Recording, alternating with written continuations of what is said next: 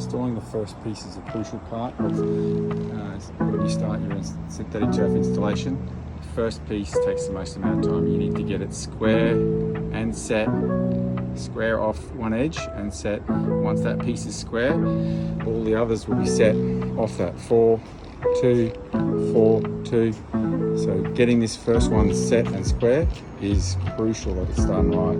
I'm putting it in, facing it in the direction that's going to be viewed best, which is this way, and I'm lining it up so that the piece that I have here goes right into that corner there, right into that corner there.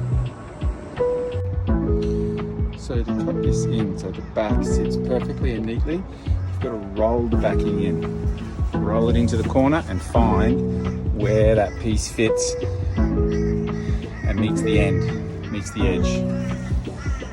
Once you find that bit there, score it. Score the turf like this, and then come back at a 45. Come back at a 45, and then flap it in. Then it will start to show the shape that it needs to be. This one I did earlier is this one. Then you can get it closer to the shape it needs to be. Cutting in 101. Now it's cut in perfectly. These are all the offcuts. This is the other side to do.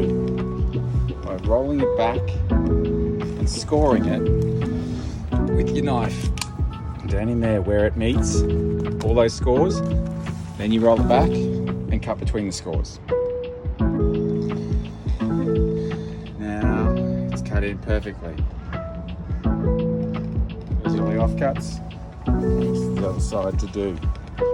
By rolling it back and scoring it with your knife down in there where it meets all those scores, then you roll it back and cut between the scores.